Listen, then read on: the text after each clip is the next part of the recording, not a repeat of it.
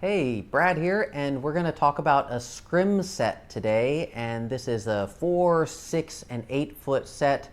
Um, I I was a little confused when I first saw the listing, and I thought that you would pick which one you want, but no, actually it's a set of 3. I'm not sure I'm ever going to use the 8-foot one, which I've got back here just as a quick backdrop for this sample video. So I've got it on a banner stand, which you can use just so you know. You can fit it in with light stands better, but then you can't adjust it. You may not need to adjust it, though, if you're using it to diffuse light through. All right, so there are a few things to cover. One is if you're just doing this casually, like I do stuff for fun at home, you probably don't need to set up all of the ties to make it all taut.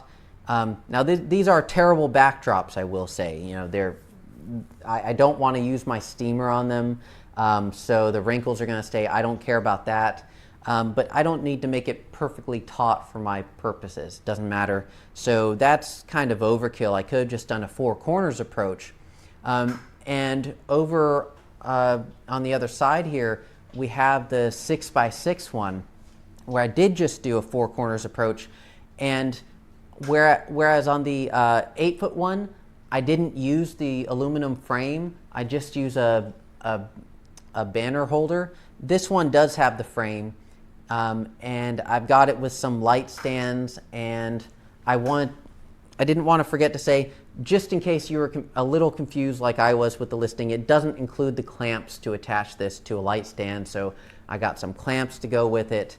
And it was just easy enough to put those ties in the 4 corners. There are plenty of those. I think if you wanted to use all of them at once, like if you had a banner stand like I showed you, and you wanted to use this thing with the 6x6 one, and you wanted to put the 4x4 one up, then there are plenty of those ties. I think you could probably attach through all of the grommet holes and you'd be fine. So it's nice that they included so many of those. The aluminum frame that it actually comes with here, this square, it's very easy to put together. It's just like some tent poles where you push the little thing down and slide it and the hole pops up. And if you want the 4x4, you don't use any of the straight rods. You just have some curved rods and you just hook those together. There's a short side and a long side, so you hook the short side to the long side of another, then you've got its short side, you hook it to the long side of another, and so on until you have a square. And if you want to make it 6x6 instead of 4x4, you just add one of the straight rods in the middle of each of those. If you want to make the 8x8, you just add the 2 extra, and they're all squares, so they're all square shape.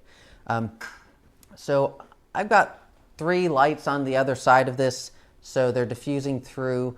They're not especially bright, and in fact they have their own good diffusers built in. In the future I'm going to use my brighter lights that don't have diffusers and just going to blast the heck out of it to get more light through. You can bounce light off of it as well, and we'll go around the other side now and you'll see. Thanks to my nimble assistant, who is not going to trip on light stands. She is not tripping on light stands. We're not tripping at all on light stands. And now you can see a few lights back here and maybe see a bit of a mess. I don't have one of those super bright video lights. I've got a bunch of LED panels that are fairly bright.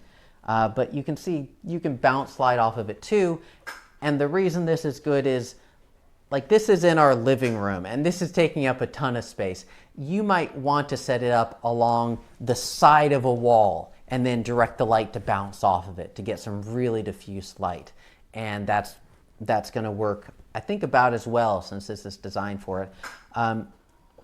So one thing about the material here, so we've got this these nylon straps, this nylon webbing, and then what's on the inside, it feels a bit like tent material or maybe a light raincoat material.